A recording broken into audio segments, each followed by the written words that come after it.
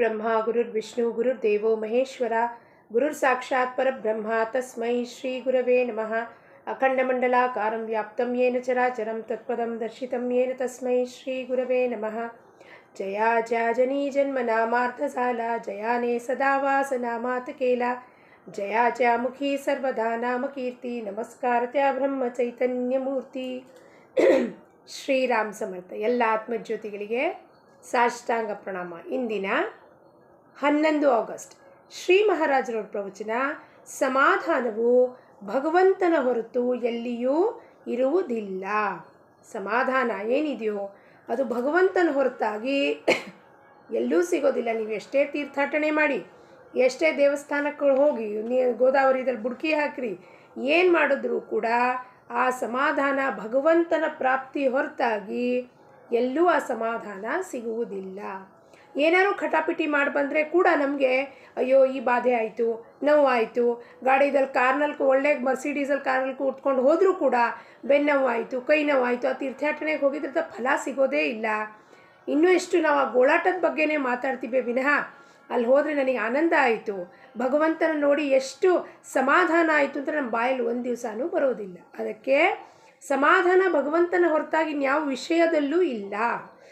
ನಿಜವಾಗಿಯೂ ಯಾವುದು ನಮ್ಮ ಬುದ್ಧಿಗೆ ಖಚಿತವೆನಿಸುತ್ತದೆಯೋ ಹಾಗೂ ಅನುಭವಕ್ಕೆ ಬರುತ್ತದೋ ಅದೇ ಸತ್ಯವೆಂದು ತಿಳಿಯಲು ಅಡ್ಡಿಯಿಲ್ಲ. ನಮ್ಮ ಬುದ್ಧಿ ಮತ್ತು ನಮ್ಮ ಅನುಭವಕ್ಕೆ ಭಗವಂತ ನಮಗೆ ಪ್ರಚಿತಿ ಕೊಡ್ತಿರ್ತಾನೆ. ನೋಡಪ್ಪ, ಈ ಪ್ರಪಂಚದ ಸತ್ಯ ತಿಳ್ಕೊ, ಜಗತ್ತಿನ ಸತ್ಯ ತಿಳ್ಕೊ. ಅದು ಅನುಭವಕ್ಕೆ ಬರ್ತಾ ಇರುತ್ತೆ. ಅದು ಅನುಭವಕ್ಕೆ ಬಂದಿದ್ದ ಮಾತು ಸತ್ಯ ಇರುತ್ತೆ. ಆದರೆ ಸತ್ಯವನ್ನು ನಾವೇನು ಮಾಡ್ತೀವಿ, ಕಡೆಗಣಿಸ್ತೀವಿ, ಒಪ್ಕೊಳ್ಳೋದಿಲ್ಲ ಅದನ್ನು. ಇದು ಸತ್ಯ ಹೌದು, ಪ್ರಪಂಚದಲ್ಲಿ ಗುಂಡಿ ಇದೆ, ನಾ ಹೋಗಿ ಗುಂಡಿದಲ್ಲಿ ಪದೇ ಪದೇ ಬೀಳ್ತಾ ಇದ್ದೀನಿ, ಈ ಗುಂಡಿ ಇದೆಯಪ್ಪ ಬೀಳ್ಬೇಡ ಅಂತ ಗುರು ಬಂದು ಹೇಳಿದ್ರೂ ಕೂಡ ಅವನ ಮಾತನ್ನು ಕಡೆಗಣಿಸ್ಬಿಡ್ತೀನಿ ನಾನು. ಆಗ ಅದಕ್ಕೆ ಏನು ಅಡ್ಡಿ ಬರುವುದೋ ಅದರ ವಿಷಯದಲ್ಲಿ ನಾವು ವಿಚಾರ ಮಾಡಬೇಕಾಗುವುದಿಲ್ಲ. ಈಗ ನನಗೆ ಅರ್ಥ ಆಯ್ತಪ್ಪ, ನಾನು ಅದರ ಕಡೆ ಲಕ್ಷ್ಯನೇ ಕೊಡೋದಿಲ್ಲ. ಏನು ಬೇಕಾದ ಹಾಕ್ಕೊಂಡು ಹೋಗಲಿ, ಪ್ರಪಂಚ ಇರೋದೇ ಹಿಂಗಂದಮೇಲೆ ಆ ಪ್ರಪಂಚದಲ್ಲಿ ಏನು ಬೇಕಾದ ಘಟನೆ ಆಗೋಗಲಿ, ಅದಕ್ಕೂ ನನಗೂ ಸಂಬಂಧವೇ ಇಲ್ಲ, ವಿಚಾರ ಮಾಡಲಿಕ್ಕೆ ಅವಶ್ಯಕತೆಯೇ ಇಲ್ಲ. ನನಗೀಗ ಅರ್ಥ ಆಯಿತು ಏನು ಸತ್ಯ ಅನ್ನೋದಪ್ಪ ಅಂತ. ಆದರೆ ಆ ಸತ್ಯವು ಅನುಭವಕ್ಕೆ ಬರಬೇಕಾದರೆ ನಮ್ಮ ಬುದ್ಧಿಯು ಸ್ಥಿರವಾಗಿರಬೇಕಾಗುತ್ತದೆ. ಈಗ ಅನುಭವ, ನನಗೆ ಭಗವಂತ ಅನುಭವ ಕೊಡ್ತಾನೆ, ಅಪ್ಪ ಇದು ಸತ್ಯ ಅಲ್ಲ, ಸುಳ್ಳಿದೆ ಜಗತ್ತು, ಇದ್ರ ಬೆನ್ನು ಹತ್ತಬೇಡ, ವಿಷಯ ವಸ್ತು ವ್ಯಕ್ತಿ ಹಿಂದೆ ಹೋಗಬೇಡ. ಅದಕ್ಕೆ ಏನಾಗಬೇಕು ಅವಾಗ? ಒಮ್ಮೆ ದುಃಖ ಆದಾಗ ಹೌದ್ರಿ ಪ್ರಪಂಚ ಎಲ್ಲ ಬರೀ ಕೆಟ್ಟದಿದೆ, ಇನ್ಮೇಲಿಂದ ನಾನು ಯಾರ್ದು ಬೆನ್ನು ಹತ್ತೋದಿಲ್ಲ, ಭಗವಂತನ ಜಪ ಮಾಡ್ಕೋತೀನಿ ಅಂತ ಕೂತಿರ್ತೀನಿ. ಅಷ್ಟೊತ್ತಿಗೆ ಯಾರೋ ಫೋನ್ ಹಚ್ಚಿ ಮಾತಾಡಿಸ್ತಾರೆ, ಬರ್ರಿ ಅಲ್ಲಿ ಇವತ್ತು ಹೋಗೋಣ, ಅಲ್ಲೇನೋ ಚೆನ್ನಾಗಿ ಅನ್ನಿಸ್ತಾ ಇದೆ ಅಂದ ಕೂಡಲೇ ಇದೆಲ್ಲ ಮರೆತು ಬಿಟ್ಟು ಅದೇನಂತಾರೆ ಅಂದರೆ ಕ್ಷಣಿಕ ವೈರಾಗ್ಯ ಬಂದಿರುತ್ತೆ. ನನಗೆ ಸಿಟ್ಟು ಬಂದಿರುತ್ತೆ, ಕೋಪ ಬಂದಾಗ ಕ್ಷಣಿಕ ವೈರಾಗ್ಯ ಎಲ್ಲ ಬಿಟ್ಟು ಪುನಃ ನಾವು ವಾಪಸ್ ಪ್ರಪಂಚಕ್ಕೆ ಅವ್ರ ಹಿಂದೆ ಓಡಿ ಹೋಗ್ತೀನಿ. ಅದಕ್ಕೆ ಬುದ್ಧಿಯ ಸ್ಥಿರತೆ ಬೇಕು. ಅದಕ್ಕೆ ನಾವು ಸತ್ಸಂಗದಲ್ಲಿ ಹೋದಾಗ ಶ್ರವಣ ಸರಿಯಾಗಿ ಮಾಡಬೇಕು. ಹಾಗೂ ಗ್ರಂಥರಾಜ, ದಾಸಬೋಧ, ಮನಾಚೆ ಶ್ಲೋಕ, ನಿಜಾತ್ಮಬೋಧ ಇಂಥದ ಆತ್ಮಕ್ಕೆ ಬೋಧನೆ ಮಾಡುವಂಥ ಗ್ರಂಥಗಳನ್ನು ಸದಾ ಚಿಂತನ ಮನನ ಪದೇ ಪದೇ ಮಾಡ್ತಿರಬೇಕು. ನಾವೇನು ಅಂದ್ಕೊಂಡ್ಬಿಡ್ತೀವಿ ಭ್ರಮೆನಲ್ಲಿ, ಇವತ್ತು ಗುರು ಹತ್ರ ಹೋಗ್ಬಿಟ್ಟು ಒಂದು ಮಂತ್ರ ಇಸ್ಕೊಂಬಂದ್ಬಿಟ್ಟು ಸಾಧನೆ ಮಾಡ್ಲಿಕ್ಕೆ ಶುರು ಮಾಡಿಬಿಟ್ರೆ ನಮ್ದು ಹೋಯ್ತ್ರಿ, ಈ ದೊಡ್ಡ ಒಂದು 4 ನಿರೂಪಣೆ ಮಾಡಿದ ಕೂಡಲೇ ನನಗೆಲ್ಲ ಬಂದು ಹೋಯ್ತ್ರಿ. ನಾವು ಕಡೆ ತನಕ ಉಸಿರಿನ ಕಡೆ ತನಕ ಗುರುಗೆ ಶಿಷ್ಯರಾಗೇ ಇರ್ತೀವಿ ನಾವು. ಯಾಕೆಂದರೆ ಕಡೆ ಉಸಿರಿನಲ್ಲೂ ನಮಗೊಂದು ಪಾಠ ಕಲಿಸ್ಕೊಡ್ತಾನೆ, ಉಸಿರು ಬಿಡುವಾಗ ಒಂದು ಪಾಠ ಕಲಿಸಿ ಹೋಗ್ತಿರ್ತಾನೆ ಗುರು. ಅಷ್ಟು ಗುರುವಿನ ಸಾಮರ್ಥ್ಯ ಇರುತ್ತೆ. ನಮಗೇನು ಅನಿಸುತ್ತೆ, ಈ ಗೋಳಾಟನ ಬಿಡಿಸ್ಕೊಳ್ಳೋಕ್ಕೆ ಗುರು ಹತ್ರ ಹೋಗೋದು, ಅವ್ರ ಹತ್ರ ಹೋಗಿ ಅಸಂಬದ್ಧವಾದ ಪ್ರಶ್ನೆಗಳನ್ನು ಕೇಳೋದು, ನನ್ನ ಉದ್ಧಾರ ಎಲ್ಲಿದೆ ಅದನ್ನು ಕೇಳ್ದೇ ಈ ಬೇಜಾರು ಕಳೀಲಿಕ್ಕೆ ಅವನ ಹತ್ರ ಹೋಗಿ ಕೂತ್ಕೊಳ್ಳೋದು, ಅವನು ಹೇಳಿದ್ದ ಮಾತಲ್ಲಿ ರಮಿಸ್ಕೊಂಡು ಆಹಾ ಎಷ್ಟು ಚೆನ್ನಾಗಿ ಹೇಳಿದ್ರಿ ಗುರುಗಳೇ, ತುಂಬ ಚೆನ್ನಾಗಿ ಅನ್ನಿಸ್ತು, ನೀವು ಎಷ್ಟು ಚೆನ್ನಾಗಿ ಪ್ರವಚನ ಕೊಡ್ತೀರಾ ಅಂತ ಅವರಿಗೆ 4 ಸರ್ಟಿಫಿಕೇಟ್ ಕೊಟ್ಟು ನಾವು ಬರೋದು. ಅದು ನಮ್ಮ ಬುದ್ಧಿ ಏನಿದೆ ಅಸ್ಥಿರ, ಅಜ್ಞಾನದಲ್ಲಿ ಹೊರಳಾಡ್ತಿದೆ ಅದು. ಈಗ ಜಗತ್ತಿನಲ್ಲಿ ಬುದ್ಧಿಯ ಭೇದವು ಬಹಳ ಬಹಳ ಆಗಿರುತ್ತದೆ. ಇಂಥ ಸಮಯದಲ್ಲಿ ಮನುಷ್ಯನ ಬುದ್ಧಿಯು ಸ್ಥಿರವಾಗಿರೋದು ಬಹಳ ಕಠಿಣವಾಗಿದೆ. ಬಹಳ ಕಠಿಣ ಇದೆ ಬುದ್ಧಿನ ಸ್ಥಿರ ಮಾಡೋದು. ಆ ಸ್ಥಿರತ್ವ ಬರಲಿಕ್ಕೆ ಸದ್ಗುರುಗೆ ಶರಣು ಹೋಗ್ದಲೇ, ಸದ್ಗುರುಗೆ ಶರಣು ಹೋಗೋದೇ ಏನಂದ್ರಪ್ಪ, ಅವನು ಏನು ಆಜ್ಞಾ ಮಾಡ್ತಾನೋ ಅದನ್ನು ಅಕ್ಷರಶಃ ಪಾಲನೆ ಮಾಡೋದು. ಅದು ನಮ್ಮ ಕೈಲಾಗೋದಿಲ್ಲ, ಮನಸ್ಸು ಒಪ್ಪೋದಿಲ್ಲ ಮಾಡಲಿಕ್ಕೆ. ಅವನು ಹೇಳ್ತಾನೆ ಮಾತಾಡಬೇಡ್ರಿ ಯಾರ ಜೊತೆಗೂ, ಮನಸ್ಸು ಒಪ್ಪತ್ತಾ? ಯಾರ ಮನೆಗೆ ಹೋಗಿ ಕುಡ್ದು ಪರಾನ್ನ ಊಟ ಮಾಡಬಾರ್ದು, ಮೌನ ಮಾಡಬೇಕು, ಯಾರ ಜೊತೆಗೆ ತುಟಿಕ್ ಪಿಟಿಕ್ ಮಾತಾಡಬಾರ್ದು. ಆಗತ್ತಾ ಮಾಡಲಿಕ್ಕೆ ಇಷ್ಟೊಂದೆಲ್ಲ? ಆಗೋದಿಲ್ಲ. ಅದಕ್ಕೆ ನಾವು ಗುರುನ ಹೆಂಗೆ ವ್ಯವಹಾರದ ಪೂರ್ತಿ ಗುರುನ ಮಾಡ್ಕೊಂಡಿರ್ತೀವಿ. ಅವನಿಂದ ನಮಗೆ ಕೆಲಸ ಆಗಬೇಕಾಗಿರುತ್ತೆ. ಆ ಕೆಲಸ ಆದ ಕೂಡಲೇ ಒಂದು ಮಾತು ಹೇಳ್ತೀವಿ ನೋಡ್ರಿ, ಗುರುಗಳ ಹತ್ರ ಸುಮ್ಮನೆ ನಾವು ಇದು ಮಾಡಬಾರ್ದು, ಅವ್ರ ಹತ್ರ ಎಲ್ಲ ಬೋಧನೆ ಕೇಳಿದ್ಮೇಲೆ ಅವ್ರಿಗೆ ದಕ್ಷಿಣೆ ಕೊಡಬೇಕು, ದಾನ ಕೊಡಬೇಕು ಅಂದ್ಬಿಟ್ಟು ಒಂದು ವಸ್ತ್ರ 500 ರೂಪಾಯಿ, 1000 ರೂಪಾಯಿ, ನಮ್ಮ ಹತ್ರ ಜಾಸ್ತಿ ದುಡ್ಡಿದ್ರೆ 10,000 ರೂಪಾಯಿ ಕೊಟ್ಟು ನಮಸ್ಕಾರ ಮಾಡಿ ವಾಪಸ್ ಬರ್ತೀವಿ. ಯಾಕೆಂದರೆ ಅವ್ನು ಹೇಳಿದ್ದನ್ನು ಪಾಲನೆ ಮಾಡಲಿಕ್ಕೆ ಆಗುವುದಿಲ್ಲ. ಯಾಕೆಂದರೆ ಜನ್ಮ ಜನ್ಮಾಂತರದಲ್ಲಿ ವಾಸನೆ ಇಟ್ಕೊಂಡ್ಬಂದಿದ್ದೀವಿ ಒಳಗೆ, ಹೊಲಸು, ಮಾಲಿನ್ಯ, ಅಶುದ್ಧತೆ. ಅದಷ್ಟು ಬೇಗ ಮನಸ್ಸು ಒಪ್ಕೊಳ್ಳೋದೇ ಇಲ್ಲ ಗುರು ಹೇಳಿದ ಮಾತಿಗೆ ಕೇಳಲಿಕ್ಕೆ. ಅವ್ರಿಗೇನು ಹೇಳಲಿಕ್ಕೆ, ಅವರೆಲ್ಲ ಬಿಟ್ಟು ಕೂತಿರ್ತಾರೆ, ನಮಗೆ ಆಗೋದಿಲ್ಲ ಬಿಡೋಕ್ಕೆ. ಅವ್ರು ಅದನ್ನೇ ಬಿಡು ಅಂತ ನಮಗೆ ಬೋಧನೆ ಮಾಡ್ತಿರ್ತಾರೆ. ಏನು ನಿನಗೆ ಬಿಡ್ಲಿಕ್ಕೆ ಆಗ್ತಿಲ್ವೋ, ಅದು ತೊಂದರೆ ಕೊಡ್ತಾ ಇದೆ, ಅದನ್ನು ಬಿಟ್ಟು ಬಿಡು. ಇಂಥ ಸಮಯದಲ್ಲಿ ಮನುಷ್ಯನ ಬುದ್ಧಿಯ ಸ್ಥಿರವಾಗಿರುವುದಕ್ಕೆ ಬಹಳ ಕಠಿಣವಾಗಿರುತ್ತದೆ. ಅತ್ಯಂತ ಸದಾಚಾರದಿಂದ ನಡೆಯುವ ಮನುಷ್ಯನ ಬುದ್ಧಿಯು ಯಾವಾಗ ಪರಿವರ್ತನೆಯಾಗುತ್ತದೆಯೋ ಹೇಳಲು ಬರುವುದಿಲ್ಲ. ಬಹಳ ಸದಾಚರಣೆಯಿಂದ ಸಾತ್ವಿಕ ಇರ್ತಾನೆ, ಅವನ ಬುದ್ಧಿ ಪಾಲಟು. ಇವಿಷ್ಟೆಲ್ಲ ನೋಡಿಬಿಟ್ಟು ಪ್ರಪಂಚದಲ್ಲಿ ನನಗೆ ಮಾನ ಸಮ್ಮಾನ ಕೊಡ್ತಿದ್ದಾರೆ, ನನ್ನ ಕೊರಳಿಗೆ ಹಾರ ಹಾಕ್ತಿದ್ದಾರೆ, ಪಾದಕ್ಕೆ ನಮಸ್ಕಾರ ಮಾಡಿದ್ದೆ ಅಂದ್ಬಿಟ್ಟಂಥ ಸದಾಚರಣೆಯಲ್ಲಿರುವ ಮನುಷ್ಯನೂ 99 ಮನೆಗೆ ಹೋಗಿರ್ತಾನೆ ಆಟೋದಲ್ಲಿ. ಆದರೆ ಇಂಥದ್ರಲ್ಲಿ ಬುದ್ಧಿ ಪಾಲಟಾಗಿ ಅವನು ಢಮ್ ಅಂತ ಬಿದ್ದುಬಿಡ್ತಾನೆ. ಸ್ನೇಕ್ಸ್ ಆ್ಯಂಡ್ ಲ್ಯಾಡರ್ಸಲ್ಲಿ ಹಿಂಗೆ ಬಿದ್ದುಬಿಡ್ತೀವೋ 99 ಮನೆಗೆ ಹೋಮ್, ಇನ್ನೇನು ಮೋಕ್ಷ ಸಿಗಬೇಕಾಗಿರತ್ತೆ. ಅವನು ಒಂದು ಅಹಂಕಾರದಲ್ಲಿ ನನಗೆ ಎಲ್ಲ ಗೊತ್ತು, ಇವತ್ತು ಎಷ್ಟು ಜನ ನನ್ನ ಕಾಲಿಗೆ ಬಂದು ಬೀಳ್ತಿದ್ದಾರೆ ಅನ್ನೋದು ಸೂಕ್ಷ್ಮ ಅಹಂಕಾರ ಜಾಗೃತ ಆಗಿ ಅದು ನಮ್ಮನ್ನು ಕೆಳಗೆ ಬೀಳ್ಸಾಕ್ಬಿಡತ್ತೆ.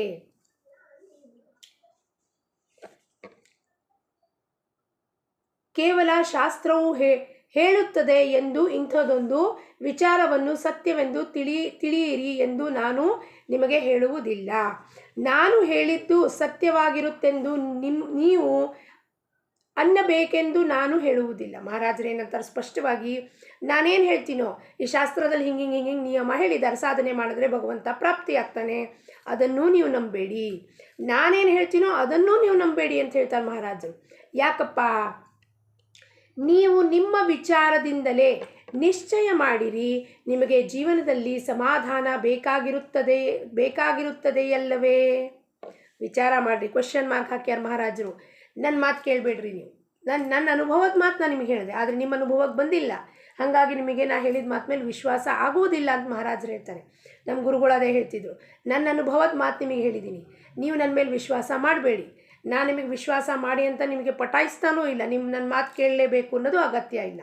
ನಿಮ್ಮ ಅನುಭವಕ್ಕೆ ಬಂದಾಗ ಈ ಪ್ರಪಂಚದ ಗೋಳಾಟದಿಂದ ನನಗೆ ಬಿಡುಗಡೆ ಹೊಂದಬೇಕಪ್ಪ, ಇನ್ನು ಸಾಕಾಯಿತು, ನನಗೆ ಗೊತ್ತಾಯಿತು ನಾನು ಕರ್ತ ಅಲ್ಲ, ನೀನೇ ಕರ್ತ ಕಣಪ್ಪ ಅನ್ನೋದು ಎಲ್ಲಿವರೆಗೂ ನಿಮ್ಮ ಮನವರಿಕೆ ಆಗಲ್ವೋ ನೀವು ಯಾವ ಮಾತನ್ನು ನಂಬಬೇಡಿ. ನಿಮಗೆ ಸಮಾಧಾನ ಬೇಕೋ ಬೇಡವೋ ಅದರ ಬಗ್ಗೆ ವಿಚಾರ ಮಾಡಿ.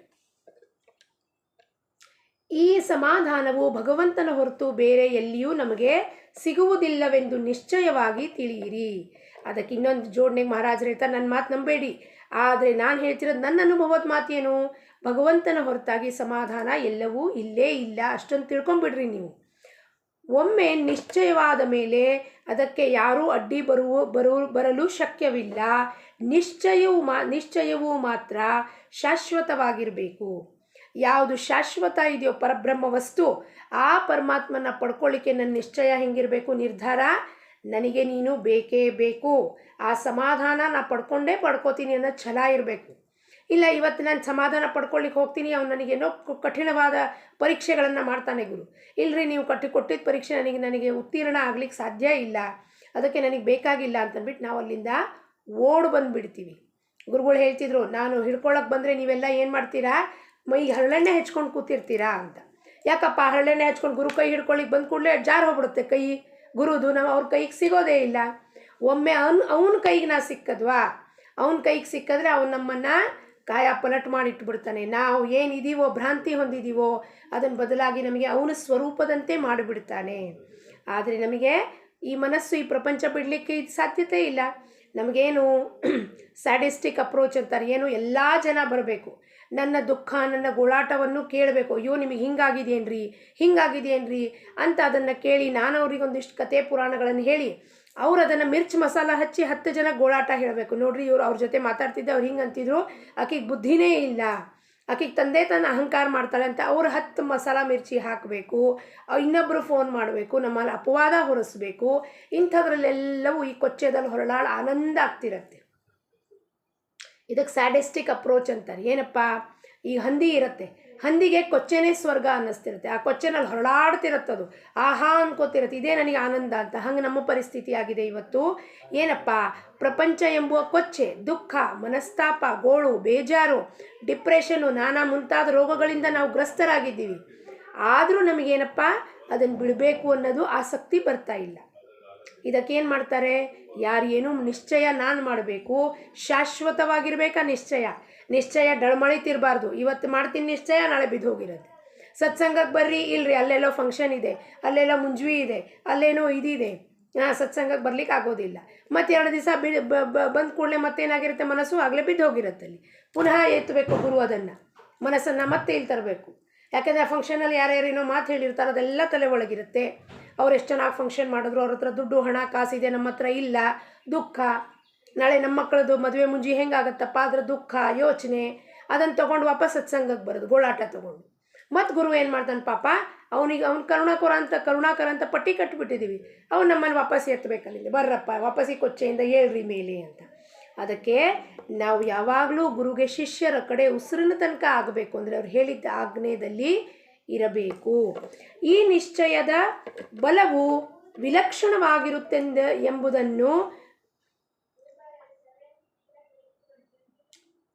ಎಷ್ಟೆಂದು ಹೇಳಲಿ, ಎಷ್ಟು ಹೇಳಪ್ಪ, ವಿಲಕ್ಷಣವಾಗಿರುತ್ತೆ. ಒಮ್ಮೆ ನಾವು ಅವನ ಆಜ್ಞೆಯಲ್ಲಿ ಏನಾದ್ರು ಪಾಲನೆ ಮಾಡಿ ಅವನಂತೆ ಹೇಳಿದ್ದಂತೆ ಮಾಡಿದ್ವಾ, ವಿಲಕ್ಷಣವಾದ ಒಂದು ನಮಗೆ ಬಲ ಬರುತ್ತೆ. ಅದಕ್ಕೆ ಎಷ್ಟು ಬಲ ಬರುತ್ತೆ ಅನ್ನೋದಕ್ಕೆ ಕಲ್ಪನಾನೇ ಇಲ್ಲ. ಯಾಕೆಂದರೆ ನಮ್ಮ ಸಂಪೂರ್ಣ ಜವಾಬ್ದಾರಿ ಗುರುಗಿರುತ್ತೆ, ಅವನು ನೋಡ್ಕೋತಾನೆ. ಒಂದು ಊರಿನಲ್ಲಿ ಒಂದು 60-70 ವರ್ಷದ ಬುದ್ಧಿವಂತ ಆದರೆ ಕುಸ್ಥಿತ ಪ್ರವೃತ್ತಿಯ ಮನುಷ್ಯನಿರುತ್ತಾನೆ. ಇದ್ದನು ಮನಸ್ಸಿಗೆ ಬಂದಂತೆ ಪ್ರಶ್ನೆ ಕೇಳಿ ಅಪಮಾನಗೊಳಿಸುವುದರಲ್ಲಿ ಅವನದು ಎತ್ತಿದ ಕೈ ಇತ್ತು. ಎಲ್ಲಾರ್ದು ಸಾಧು ಸಂತರು ಬಂದರೆ ಅವ್ರೇನು ಮಾಡ್ತಿದ್ದ, ಎಲ್ಲರಿಗೂ ಕುಸ್ಥಿತ ಅಂದರೆ ಪ್ರವೃತ್ತಿ ಎಂತದಪ್ಪ ಅಂತ ಅಸಂಬದ್ಧವಾದ ಪ್ರಶ್ನೆಗಳನ್ನು ಗುರುಗಳ ಹತ್ರ ಹೋಗಿ ಕೇಳೋದು. ನಮ್ಮನ್ನ ಲಾಯ್ಕಿ ಇದೆಯೋ ಇಲ್ಲೋ, ನಾವು ಅರ್ಹರಿದ್ದೀವೋ ಇಲ್ಲೋ, ಆದರೆ ಎಲ್ಲರೂ ಏನೋ ಪ್ರಶ್ನೆ ಕೇಳ್ತಾ ನನಗೂ ಏನೋ ಭಾಳ ಗೊತ್ತಿದೆ ಅಂದ್ಬಿಟ್ಟು ನಾನು ಅವ್ರನ್ನ ಪ್ರಶ್ನೆಗಳನ್ನು ಮಾಡೋದು. ಗುರು ಹತ್ರ ಹೋದಾಗ ನಾವು ಸುಮ್ಮನೆ ಅವನ ಹತ್ರ ಬಿದ್ದಿರಬೇಕು.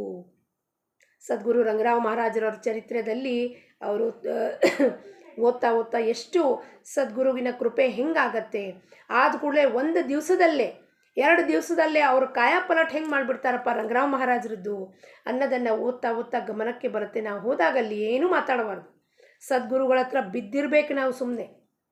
ಈ ಜೀವಾತ್ಮಕ್ಕೆ ಎಷ್ಟು ಅಹಂಕಾರ ರೀತಿ ಗುರುಗಳ ಹತ್ರ ಹೋಗಿ ಪ್ರಶ್ನೆ ಮಾಡತ್ತದು. ಎಂಥ ಪ್ರಶ್ನೆ ಮಾಡುತ್ತೆ ಅಂದರೆ ಅಂಥ ಪ್ರಶ್ನೆ ನಾನು ಕೇಳಿಬಿಟ್ಟು ನಾನಾದ್ರು ಸಮರ್ಥಿಸ್ಕೊಳ್ಳೋದು. ನನಗೂ ಬಹಳ ಗೊತ್ತಿದೆ ಗುರುಗಳೇ, ನಾನು 4 ಬುಕ್ ಓದ್ಕೊಂಬಂದು ನಿಮ್ಮನ್ನು ಪ್ರಶ್ನೆ ಮಾಡ್ತಿದ್ದೀನಿ ಅಂದರೆ ಅವನು ಯಾರವನು? ತ್ರೈಲೋಕ್ಯದ ಒಡೆಯ ಗುರವೇ ಸಾಕ್ಷಾತ್ ಪರಬ್ರಹ್ಮ ಸ್ವರೂಪನಾದವನ ಹತ್ರ ಹೋಗ್ಬಿಟ್ಟು ನಾನು ಇಂಥ ಅಸಂಬದ್ಧವಾದ ಪ್ರಶ್ನೆಗಳನ್ನು ಮಾಡ್ತೀನಿ ಅಂದರೆ ನನ್ನ ದೇಹಾಭಿಮಾನ, ನನ್ನ ಅಹಂಕಾರಕ್ಕೆ ಮಿತಿ ಮೀರೇ ಇಲ್ಲ ಅಂತ ಹೇಳ್ತಾರೆ. ಅದನ್ನು ಇಂಥ ಪ್ರಶ್ನೆಗಳನ್ನು ಮಾಡೋದು, ಗುರುಗೆ ಬೋಧನೆ ಮಾಡೋದು, ಇಲ್ಲ ನೀವು ಎಷ್ಟು ಚೆನ್ನಾಗಿ ಪ್ರವಚನ ಮಾಡ್ತೀನಿ ನಾನು ಅವ್ರಿಗೆ ಬಿರುದು ಕೊಡೋದು. ನಾನು ಅರ್ಹಳಿದ್ದೀನ, ನಾನು ಗುರುಗಳಿಗೆ ಬಿರುದು ಕೊಡೋಕ್ಕೆ ಅರ್ಹಳಿದ್ದೀನ. ಈ ಬಾಯಿಂದ ಮುಖಾಂತರ 4 ಶಬ್ದ ಅವನೇ ಹೇಳಿಸ್ತಿದ್ದಾನೆ. ಅಷ್ಟರಲ್ಲೇ ಅಹಂಕಾರ, ದೇಹಾಭಿಮಾನ. ನಾನು ಗುರುಗಳೇ ಎಂಥ ಪ್ರವಚನ ಕೊಟ್ಬಿಟ್ರಿ, ನೀವು ಎಷ್ಟು ಚೆನ್ನಾಗಿ ಹೇಳಿದ್ರಿ ಪ್ರವಚನ ಅಂತ. ನಾನು ಯಾರು? ಈ ಜೀವಾತ್ಮ, ಅಹಂಕಾರಿ ಜೀವಾತ್ಮ ಹೋಗಿ ಗುರುಗೆ ಬೋಧನೆ ಮಾಡುತ್ತೆ, ಗುರುಗೆ ಟೈಟಲ್ಲು ವಾ ಅನ್ನತ್ತೆ.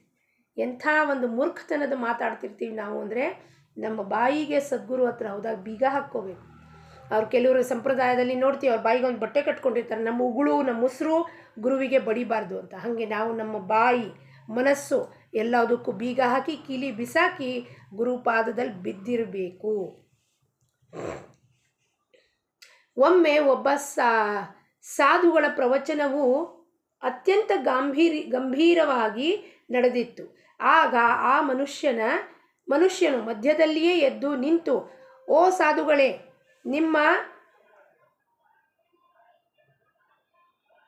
ನಿಮ್ಮ ಆ ಭಕ್ತಿ ಭಾವ ಬದಿಗೆ ತೆಗೆದಿಡಿ. ದೇಶಕ್ಕೆ ಸ್ವಾತಂತ್ರ್ಯ ಯಾವಾಗ ಸಿಗುತ್ತೇನೆಂದು ಹೇಳಿರಿ ಅಂದನು. ನೋಡಿ, ಇಂಥದ್ದು ದೇಹಾಭಿಮಾನ ಇದೆ. ಇಂಥ ಪ್ರಶ್ನೆಗಳಿಗೆ ನಿಮ್ಮ ಭಕ್ತಿ ಭಾವ ಸೈಡಿಗೆ ಇಡ್ರಿ. ನಿಮ್ಮ ಭಕ್ತಿ ಭಾವ ಬೇಕಾಗಿಲ್ಲ, ಯಾವಾಗ ಸಿಗುತ್ತೆ ಸ್ವಾತಂತ್ರ್ಯ ಹೇಳ್ರಿ ಅಂತ.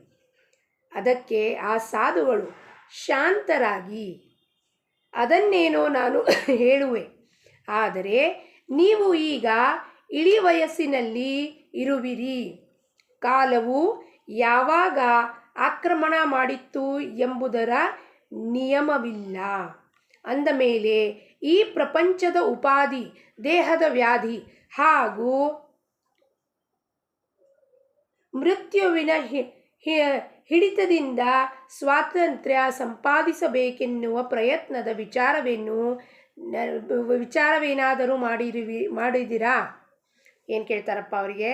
ನಾನು ಸ್ವಾತಂತ್ರ್ಯ ಯಾವಾಗ ಸಿಗತ್ತೆ? ಗುರು ತ್ರಿಕಾಲಜ್ಞಾನಿ, ಅವನಿಗೆ ಗೊತ್ತಿರಲ್ವ ಸ್ವಾತಂತ್ರ್ಯ ಯಾವಾಗ ಸಿಗತ್ತೆ? ನಾವೆಂಥ ಪ್ರಶ್ನೆ ಮಾಡ್ತೀವಿ, ಒಂದು ನೀವೇನು ಬೂವಾ ಇದ್ದೀರಾ, ನಿಮ್ಗೇನು ಗೊತ್ತಿದೆ ರೀ, ಹೇಳಿ ಹಂಗಾರೆ ಸ್ವಾತಂತ್ರ್ಯ ಯಾವಾಗ ಸಿಗತ್ತೆ? ಅದಕ್ಕೆ ಅವ್ರು ಏನಂತಾರೆ, ಶಾಂತವಾಗಿರ್ತಾರೋ, ಶಾಂತಮೂರ್ತಿ ಇರ್ತಾರೆ ಗುರು ಸದ್ಗುರು ಯಾವಾಗಲೂ. ಆಯಿತು, ನಾನು ಹೇಳ್ತೀನಿ ಯಾವಾಗ ಸಿಗತ್ತೆ, ಆದರೆ ಅದಕ್ಕಿಂತ ಮುಂಚೆ ನೀವು ವಾರ್ಧಕ್ಯಕ್ಕೆ ಬಂದಿದ್ದೀರಾ. ಮೃತ್ಯು ಸಮಯ ಯಾವಾಗ ನಿಮ್ಮನ್ನು ಹಿಡ್ಕೊಳ್ಳುತ್ತೆ ಬಂದು ನಿಮಗೆ ಗೊತ್ತಿಲ್ಲ. ಅದಕ್ಕೆ ಇದರ ಬಗ್ಗೆ ನೀವು ವಿಚಾರ ಮಾಡಿದಿರೇನು? ನಾಳೆ ನನ್ನ ಮೃತ್ಯು ಬಂದರೆ ನೀವೇನು ಮಾಡ್ತೀರಾ ಅನ್ನೋದು ವಿಚಾರ ಮಾಡಿದಿರೇನು ಅನ್ನೋದನ್ನು ಪ್ರಶ್ನೆ ಮಾಡ್ತಾರೆ. ಉಪಾಧಿ, ದೇಹಕ್ಕೆ ವ್ಯಾಧಿ ವಿಚಾರ ಮಾಡಿದ್ದೀರಾ ಎಂದು ಕೇಳಿದರು. ಆ ಮಾರ್ಮಿಕ ಪ್ರತಿ ಪ್ರಶ್ನೆಯನ್ನು ಕೇಳಿ ಆ ಮನುಷ್ಯನು ಸುಮ್ಮನೆ ಕುಳಿತನು. ಏನು ಉತ್ತರ ಕೊಡ್ಲಿಕ್ಕೆ ಬರಲಿಲ್ಲ. ನಮಗೆ ಗುರುಗಳಿಂಥ ಪ್ರಶ್ನೆ ಕೇಳಿದಾಗ ನಮಗೆ ಬಾಯಿ ಮುಚ್ಕೊಂಡು ಹೋಗುತ್ತೆ. ಯಾಕೆಂದರೆ ನಮಗೆ ಏನು ಹೇಳಬೇಕಪ್ಪ, ನಾಳೆದು ಗೊತ್ತಾ ನಮಗೆ ನಾಳೆ ಮೃತ್ಯು ಆಗುತ್ತೆ, ನಾನೇನು ಮಾಡ್ಕೊಂಡಿದ್ದೀನಿ ಅದಕ್ಕೆ ತಯಾರಿ ಏನೂ ಗೊತ್ತಿಲ್ಲ. ಅವಾಗೇನು ಮಾಡ್ತೀವಿ, ಏನು ಆ ಉತ್ತರ ಕೊಡ್ದಲೇ ಹಣ್ಗಾಯಿ ನೀರ್ಗಾಯಿ ಹಾಕ್ಕೊಂಡು ಮುಖ ಕೆಳಗಡೆ ಹಾಕ್ಕೊಂಡು ಕೂತ್ಕೋತೀವಿ. ಆದರೆ ಅವನ ವಿಚಾರ ಚಕ್ರವು ಪ್ರಾರಂಭವಾಯಿತು. ಮರುದಿವಸ ಆ ಮನುಷ್ಯನು ಆ ಸಾಧುಗಳನ್ನು ಭೇಟಿಯಾಗಿ, ನಾನು ಇಂದಿನವರೆಗೆ ನನ್ನ ವಿಷಯದಲ್ಲಿ ವಿಚಾರವನ್ನೇ ಮಾಡಿರುವುದಿಲ್ಲ. ಅವನೇಂತ ನಾನು ಮಾಡೇ ಇರಲಿಲ್ಲ ನನ್ನ ಬಗ್ಗೆ ವಿಚಾರ ಇಲ್ಲಿ ತನಕ. ನಾವು ಹಾಗೆ ಮಾಡ್ತೀವಿ, ಸತ್ಸಂಗಕ್ಕೆ ಹೋಗ್ತೀವಿ, ಒಂದು ತಾಸು ಟೈಮ್ ಪಾಸ್ ಮಾಡ್ತೀವಿ. ಯಾವ್ದಕ್ಕೆ ಹೋಗ್ತಿದ್ದೀವಪ್ಪ ಸತ್ಸಂಗಕ್ಕೆ? ನನ್ನ ಉದ್ಧಾರ ಆಗಬೇಕು ಇಲ್ಲಿ. ಅವತ್ತು ನಮ್ಮ ಸತ್ಸಂಗದಲ್ಲಿ ಕೂಪುಗಡ್ಡಿಗಳು ಮಹಾರಾಜರು ಬಂದಿದ್ದರು. ಮನಾಚೆ ಶ್ಲೋಕ 11-12 ಅರ್ಥ ಹೇಳ್ತಿದ್ರು. ಇಬ್ಬರು ಮಂದಿಗೆ ಗೋಳಾಟ ನಡೀತಿತ್ತು, ಮನಸ್ಸಿನಲ್ಲಿ ದ್ವಂದ್ವ ನಡೀತಿತ್ತು. ಸದ್ಗುರುನ ಮಾಡ್ಕೊಂಡಿದ್ದೀವಿ, ಆದರೂ ಸದ್ಗುರು ಮೇಲೆ ವಿಶ್ವಾಸ ಇಲ್ಲ. ನನ್ನ ಜೀವನದಲ್ಲಿ ಯತ್ಕಿಂಚಿತವಾಗೂ ಏರುಪೇರು ಆಗಬಾರ್ದು. ಏರುಪೇರು ಆಯಿತು. ಸತ್ಸಂಗಕ್ಕೆ ಬಂದಿರಲಿಲ್ಲ ಬಹಳ ದಿವಸದಿಂದ ಅವರು, ಆದರೆ ಅವತ್ತು ಬಂದರು. ಅವ್ರ ಪ್ರಶ್ನೆಗೆ ಉತ್ತರ ಕೂಪುಗಡ್ಡಿ ಮಹಾರಾಜರು ಮನಾಚೆ ಶ್ಲೋಕ ಮುಖಾಂತರ ಕೊಟ್ಟರು. ಏನಪ್ಪ? ಸಮರ್ಥ ರಂಗರಾವ್ ಮಹಾರಾಜರೇ ಕೊಟ್ಟರು. ಏನಪ್ಪ? ನಿನ್ನ ಗೋಳಾಟವನ್ನು ಬೇರೆಯವರಿಗೆ ಹೇಳಬೇಡ. ಅಪ್ಪ ಅಮ್ಮ ಸದ್ಗುರು ಹೊರತಾಗಿ ಯಾರಿಗೂ ನಿನ್ನ ಗೋಳಾಟಗಳನ್ನು ಹೇಳಬೇಡ. ಪ್ರಪಂಚ ನಿನ್ನ ಗೋಳಾಟವನ್ನು ಕೇಳಿ ನಗತ್ತೆ, ಅಪಹಾಸ್ಯ ಮಾಡತ್ತೆ, ನಿಂದನೆ ಮಾಡತ್ತೆ, ವಿನಃ ನಿನ್ನ ಸಹಾಯಕ್ಕೆ ಬರುವುದಿಲ್ಲ. ಅವ್ರು ಯಾರು ಬೇಕಾದರೂ ಆಗಿರ್ಬೋದು, ನೆಗೆಣ್ಣೆ ಇರಲಿ, ಆಪ್ತೇಷ್ಟರು ಇರಲಿ, ಬಂಧು ಬಳಗ ಇರಲಿ, ಯಾರೂ ಸಹಾಯಕ್ಕೆ ಬರೋದಿಲ್ಲ. ಸದ್ಗುರು ಮಾತ್ರ ಸಹಾಯಕ್ಕೆ ಬರ್ತಾನೆ. ಎರಡನೇ ಮಾತು ಹೇಳಿದ್ರು. ಏನಪ್ಪ? ಪೂರ್ವ ಸಂಚಿತಾಂಚೆ, ಇವೆಲ್ಲವೂ ಜನಿ ಸರ್ವಸುಖಿ ಅಸಾಕೋಣ ಹೇ ವಿಚಾರೇ ಮನ ತೂಚಿ ಶೋಧೂನಿ ಪಾಹೆ. ಈಗ ವಿಚಾರ ಮಾಡಿ ನೋಡ್ರಿ, ಯಾರು ಸುಖಿ ಇದ್ದಾರೆ? ಯಾರೂ ಇಲ್ಲ. ಪೂರ್ವ ಸಂಚಿತಾಂಚೆ ಕರ್ಮವನ್ನು ನಾವು ಅನುಭವಿಸ್ತಾ ಇದ್ದೀವಿ. ಅದಕ್ಕೆ ಗೋಳಾಟ ಮಾಡೋದ ಅವಶ್ಯಕತೆ ಇಲ್ಲ. ಇದೇ ನಿಜಾತ್ಮ ಬೋಧ. ಪೂರ್ವ ಸಂಚಿತದಿಂದ ಪ್ರಾರಬ್ಧದಲ್ಲಿ ಏನು ಬಂದಿದೆಯೋ, ಅವತ್ತು ನಾನು ಯಾರಿಗೋ ಹೊಡೆದಿದ್ದೆ, ಇವತ್ತು ಅವ್ರು ನನಗೆ ವಾಪಸ್ ಹೊಡಿತಾರೆ, ಶಬ್ದದ ಮುಖಾಂತರ ಹೊಡಿತಾರೆ. ನಾವು ಭಾಳ ಸುಲಭವಾಗಿ ಬೆಂಗಳೂರು ಭಾಷೆನಲ್ಲಿ ಮಾತಾಡ್ತಾರೆ ಜನ. ಭಾಳ ಮಾತಾಡಿದ್ರೆ ನಾನು 2 ಕೊಟ್ಟು ಬಿಡ್ತೀನಿ ಅವರಿಗೆ ಅಂತ. ಏನು ಕೊಟ್ಟು ಬಿಡ್ತೀರಪ್ಪ, ನನಗೆ ಅರ್ಥ ಆಗಲಿಲ್ಲ ಅಂತ ಕೇಳಿದೆ. ಇಲ್ಲ, ಅವ್ರು ನನಗೆ ಮಾತಲ್ಲಿ ಕೊಡ್ತಾರಲ್ಲ, ನಾನು 2 ಮಾತಲ್ಲಿ ಕೊಟ್ಟು ಬಿಡ್ತೀನಿ ಅವರಿಗೆ ಅಂತ. ನೀವು ಆ ಮಾತಲ್ಲಿ ಇವತ್ತು ಕೊಟ್ಟಿದ್ದೀರಾ, ಅದನ್ನು ಅನುಭವಿಸೋಕ್ಕೆ ಮತ್ತೆ ಇನ್ನೊಂದು ಜನ್ಮ ತಾಳು ಬರಬೇಕಾಗತ್ತೆ. ನೀವೇನು ಕಡಿಮೆ ಇದ್ದೀರಾ, ನಾನು ನಿಮಗೆ 2 ಕೊಡ್ತೀನಿ, 10 ಕೊಡ್ತೀನಿ. ನೀವು 2 ಕೊಟ್ರಾ, ನಾನು ನಿಮಗೆ 10 ಕೊಡ್ತೀನಿ. ಆಯಿತು, ಕೊಟ್ಟರ 10 ಚಿತ್ತದಲ್ಲಿ ಇಲ್ಲಿ ರೆಕಾರ್ಡ್ ಆಯಿತು. ಇದನ್ನು ಪುನಃ ಅನುಭವಿಸೋಕ್ಕೆ 10 ಮಾತಿಂದು 20 ಪಟ್ಟು ಅನುಭವಿಸೋಕ್ಕೆ ಕರ್ಮವನ್ನು ಮಾಡಲಿಕ್ಕೆ ಪುನಃ ಜನ್ಮ ತಗೋಬೇಕು. ಅದಕ್ಕೆ ಎಕದಕ್ಕೆ ಬೇಕಪ್ಪ ಇವೆಲ್ಲ? ಬೇಡ ಅಂತ ಬಿಡುಗಡೆ ಹೊಂದಿಸ್ತೀನಿ ಅಂತ ಸದ್ಗುರು ಬರ್ತಾನೆ.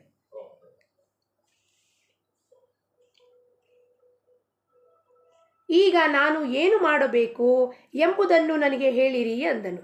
ಅದಕ್ಕೆ ಸಾಧುಗಳು 2 ವರ್ಷ ಮೌನದಿಂದಿದ್ದು ನಾಮಸ್ಮರಣೆ ಮಾಡಿರಿ. 2 ವರ್ಷಗಳ ಕಾಲ ಮೌನ ಮಾಡಿ ಅಂತ ಹೇಳಿದರು. ನಮಗೆ 10 ನಿಮಿಷ ಮೌನ ಮಾಡಿರಿ ಅಂದರೆ ಮಾಡ್ಲಿಕ್ಕೆ ರೆಡಿ ಇರೋದಿಲ್ಲ ನಾವು. ಅರ್ಧ ತಾಸು ಮೌನ ಮಾಡಿರಿ ಅಂದರೆ ಯಾವಾಗ ಮೌನ ಮಾಡ್ತೀವಿ? ಮನೆಯಲ್ಲಿ ಎಲ್ಲ ಮಂದಿ ಹೋಗಿರ್ಬೇಕಾಚೆ, ಅವಾಗ ನಾವು ಮೌನದಲ್ಲಿ ಕೂತಿದ್ದೇರಿ ಅಂತ ಸತ್ಸಂಗದಲ್ಲಿ ಬಂದು ಹೇಳ್ತಾರೆ. ಎಲ್ಲರೂ ಇದ್ದಾಗ ಮೌನ ಮಾಡಬೇಕು. ಏನಪ್ಪ ಮೌನ? ಆಂತರಿಕ ಮೌನ. ಯಾರು ಏನೇ ಬಂದು ಅಂದರೂ ಕೂಡ ನನಗೆ ನನ್ನ ಮನಸ್ಸು ವಿಚಲಿತ ಆಗುವುದಿಲ್ಲ. ಅವ್ರು ಬಂದು ಅಂತಿದ್ದಾರೆ ಅಂದರೆ ನಾನು ಹಿಂದಿನ ಜನ್ಮದಲ್ಲಿ ತಕ್ಷಣಕ್ಕೆ ಒಂದು ಇಲ್ಲಿಂದ ಒಂದು ಬಾಣ ತೆಕ್ಕೋಬೇಕು. ಹೌದಪ್ಪ, ಒಂದು ಚಿಠ್ಠಿ ತೆಕ್ಕೋಬೇಕು. ನಾನು ಅವ್ರಿಗೆ ಅಂದಿದ್ದೆ, ಅವ್ರು ನನಗೆ ಅಂತಿದ್ದಾರೆ, ಆಯಿತು, ಝೀರೋ ಬ್ಯಾಲೆನ್ಸ್ ಮಾಡ್ಕೋಬೇಕು. ಪರಮಾರ್ಥದಲ್ಲಿ ಎಲ್ಲ ಝೀರೋ ಮಾಡ್ಕೋಬೇಕಾಗಿದೆ. ಕ್ಯಾರಿ ಫಾರ್ವರ್ಡ್ ಮಾಡಿದ್ರೆ ಮತ್ತು ಪುನರಪಿ ಜನನಂ ಪುನರಪಿ ಮರಣಂ. ಇದೇ ಜನ್ಮದಲ್ಲಿ ಅವ್ರು ನನಗೆ ಅಂದ್ರೆ 4 ಮಾತು, ಆಯಿತು, ನನ್ನ ತಪ್ಪಿತ್ತು, ಕ್ಷಮಾ ಮಾಡಿ. ಅಲ್ಲವಾಗ ಸ್ಕ್ವೇರ್ ಆಫ್, ನಾನು ಅಂದಿದ್ದೆ, ಅವ್ರು ನನಗಂದ್ರು 0 ಆಯಿತು. +5 - 5 0. ಇಲ್ಲ ನೀವು ಅಂದ್ರಿ ನನಗೆ, ನಾನು ಪುನಃ ಅಂದರೆ ವಾಪಸ್ ಅದನ್ನು ಕಟ್ಕೊಂಡು ವಾಪಸ್ ಚೀಲ ಕಟ್ಕೊಂಡು ಹೋಗಿ ವಾಪಸ್ ಬರಬೇಕಾಗತ್ತೆ. ಇಲ್ಲಿ 2 ವರ್ಷ ಮೌನ ಮಾಡಿರಿ, ನಾಮಸ್ಮರಣೆದಲ್ಲಿರಿ ಅಂತಂದರು. ಆ ದಿನದಿಂದ ದೃಢ ನಿಶ್ಚಯ ಮಾಡಿ ಮೌನ ಧರಿಸಿ ನಾಮ ಜಪ ಪ್ರಾರಂಭಿಸಿದನು.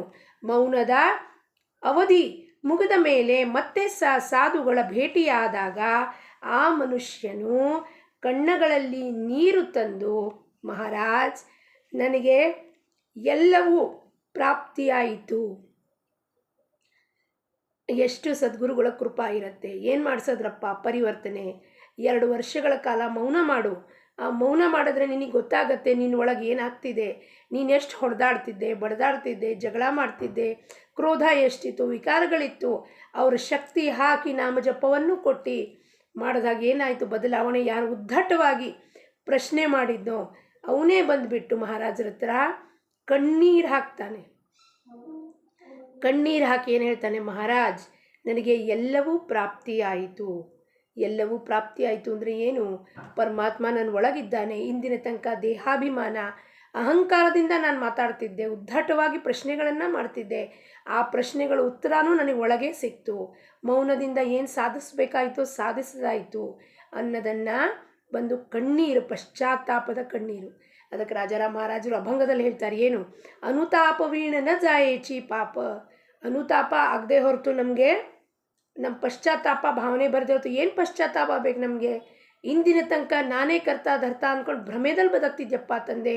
ಸದ್ಗುರು ನೀನು ಬಂದು ನನ್ನ ಕಣ್ಣನ್ನು ತೆರೆದೆ, ನನ್ನ ಅಜ್ಞಾನವನ್ನು ದೂರ ಹೋಗಲಾಡಿಸಿ, ನನ್ನ ಮುಖಾಂತರ ಈ ದೇಹ ಏನಕ್ಕೆ ಬಂದಿದೆ ಪರಮಾತ್ಮನ ಪ್ರಾಪ್ತಿಗೋಸ್ಕರ ಅಂತ ಅರಿವು ಮಾಡಿಕೊಟ್ಟೆಪ್ಪ. ಅವತ್ತಿನಿಂದ ಮೌನ ಧಾರಣ ಮಾಡಿದ್ರೆ ನಾವು ಹೆಂಗಿರಬೇಕಪ್ಪ? ಅವನ ಹತ್ರ ಹೋದಾಗ ನಾವಲ್ಲಿ ಕೇವಲ ಅವನ ಹತ್ರ ಬಿದ್ದಿರಬೇಕು. ಮಹಾರಾಜರು ಹೇಳ್ತಾರೆ, ನಾಮ್ ಜೋಗ್ ಹೇಳಾರ್ ಮೀ त्याच्या मागे पुढे होणार. ನಿಮ್ಮ ಮನೆ ಮುಂದೆ ಬಿದ್ದಿರ್ತೀನಿ ಅಂತ ಮಹಾರಾಜರದು. ಅವ್ರು ಯಾರ್ರೀ? ನಾವು ಯಾರ್ರೀ? ನಾವು ಅವ್ರ ಹತ್ರ ಹೋಗಿ ಬಿದ್ದಿರಬೇಕು, ಅವರಲ್ಲ. ನಾವು ಅವ್ರ ಹತ್ರ ಹೋಗಿ ಬಿದ್ದಿರಬೇಕು. ಆವಾಗ ನಮಗೆ ಕಲ್ಪನಾ ಬರುತ್ತೆ. ಅಲ್ಲಿದ್ದಾಗ ಅವ್ರ ಹತ್ರ ನಮ್ಗೆ ಏನು ಕೊಡ್ತಾರವರು, ಕಲ್ಪನಾ ಮೀರಿದಷ್ಟು ನಮಗೆ ಕಲ್ಪನಾನೇ ಇರೋದಿಲ್ಲ ಏನು ಸಿಗೋದಿರುತ್ತೆ ಅವತ್ತು ಅಂತ. ಅಷ್ಟು ಕಲ್ಪನಾ ಮೀರಿದಂಥದ್ದು ವಸ್ತುಗಳನ್ನು, ಅಂದರೆ ನಮ್ಮ ಆಂತರಿಕ ಶಕ್ತಿಯನ್ನು, ಬಲವನ್ನು ನಮಗೆ ಎಲ್ಲಿ ದಾರಿ ಕರ್ಕೊಂಡು ಹೋಗ್ತಾರಪ್ಪ, ಮೋಕ್ಷದ ದಾರಿ ಕರ್ಕೊಂಡು ಹೋಗುವಷ್ಟು ನಮ್ಮ ಹತ್ರ ತಯಾರಿ ಮಾಡಿಸ್ತಾರವರು. ನನಗೆ ನಾಮದಿಂದ ಯಾವ ಸಮಾಧಾನವು ಪ್ರಾಪ್ತವಾಗಿರುತ್ತದೋ ಅದರ ಮುಂದೆ ಎಲ್ಲವೂ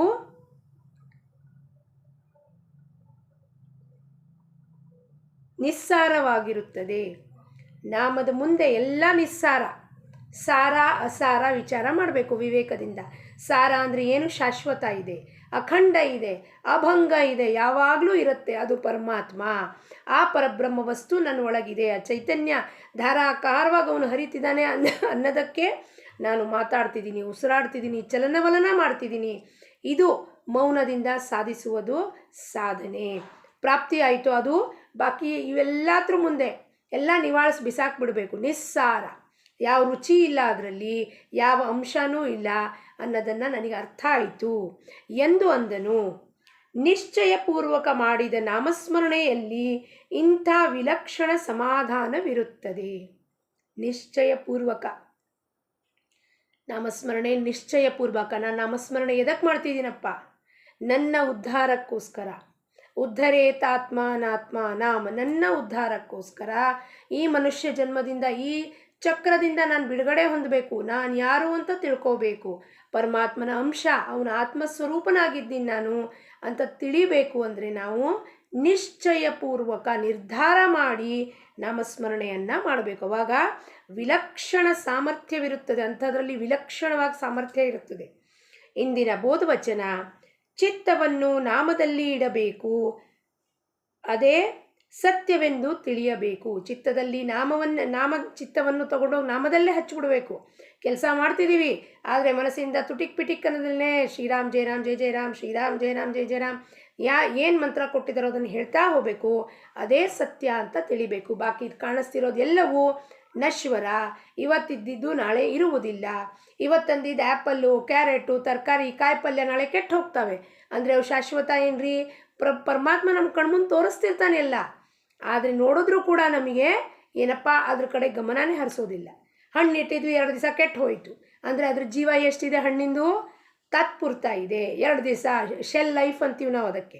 ಎಷ್ಟಿದೆಪ್ಪ? 1 ವಾರ ಅಷ್ಟು. ಈಗ ಅದಕ್ಕೆಲ್ಲ ಪ್ರಿಸರ್ವೇಟಿವ್ ಹಾಕಿ 6 ತಿಂಗಳು ಪ್ರೊಟೆಕ್ಟ್ ಮಾಡ್ತಾರೆ. ಆದರೆ ಅದರ ಜೀವ ಎಷ್ಟಿರುತ್ತೋ ಅದಕ್ಕಿಂತ ಹೆಚ್ಚಾಗಿ ಅದು ಬದುಕಕ್ಕೆ ಸಾಧ್ಯ ಇಲ್ಲ. ಹಾಗೆಯೇ ನಮ್ಮದು ಕೂಡ ಎಕ್ಸ್ಪೈರಿ ಡೇಟ್ ಕೊಟ್ಟಿದ್ದಾನೆ. ಹುಟ್ಟಿದ ದಿವಸ ಡಿಸೈಡೆಡ್ ಇದೆ, ಮರಣದ ದಿವಸ ಡಿಸೈಡೆಡ್ ಇದೆ. ಅಂದಮೇಲೆ ನಾವು ಪರ್ಮನೆಂಟಾ? ಅಲ್ಲ. ಅಶಾಶ್ವತ ಅಂದಮೇಲೆ ಅಶಾಶ್ವತ ಬಗ್ಗೆ ಯಾಕೆ ಮೋಹ? ಸತ್ಯ ಏನಿದೆಯೋ ಅವನನ್ನು ಹಿಡ್ಕೋಬೇಕು. ಮನಸ್ಸಿನಲ್ಲಿ ಇದೇ ನಿಶ್ಚಯವಿರಬೇಕು. ಅಂದರೆ ಮನಸ್ಸು ನಿರ್ಭ್ರಾಂತಿ ಆಗುತ್ತದೆ ಮನಸ್ಸವಾಗ. ಏನಪ್ಪ? ಇದೇ ನಿಶ್ಚಯ ಗೊತ್ತಾಗಬೇಕು, ನನಗೆ ಪರಮಾತ್ಮನ ಹೊರತಾಗಿ ಯಾರೂ ಸತ್ಯ ಇಲ್ಲ, ರಾಮನ ಹೊರತಾಗಿ ಯಾರೂ ನನಗೆ ಗತಿ ಇಲ್ಲ, ರಾಮನೇ ಕರ್ತ. ಪ್ರಾರಬ್ಧದಿಂದ ದೇಹದಲ್ಲಿ ಏನು ಬಂದಿದೆಯೋ ಭೋಗ ಅದನ್ನು ಆನಂದದಿಂದ ಅನುಭವಿಸ್ಬೇಕು. ರಾಮನಿಗೆಲ್ಲವನ್ನು ಕೊಟ್ಟು, ರಾಮ ನೀನೇ ನನ್ನ ನೋಡ್ಕೋತಿಯಪ್ಪ ಅಂತ ಅವನ ತಲೆಗೆ ನಾನು ಅವನ ಪಾದಕ್ಕೆ ನನ್ನ ಹಣೆಯನ್ನು ಹಚ್ಚಿದೆ ಒಮ್ಮೆ, ಅಲ್ಲಿಂದ ನನ್ನ ಕತೆ ಮುಗಿಯಿತು. ನನ್ನ ಕತೆನೇ ಮುಗಿದೋಗ್ಬಿಡ್ಬೇಕಲ್ಲಿಗೆ. ನಾನೇನೂ ಅಲ್ಲ, ಎಲ್ಲವೂ ನೀನೇ ಅಂದಾಗ ಮನಸ್ಸು ನಿರ್ಭ್ರಾಂತಿ ಆಗತ್ತೆ. ಈ ಭ್ರಾಂತಿ ಎಲ್ಲ ನಮ್ಮದು ಹೊರಟೋಗತ್ತೆ. ಜಾನಕಿ ಜೀವನ ಸ್ಮರಣ. ಜೈ ಜೈ ರಾಮ್.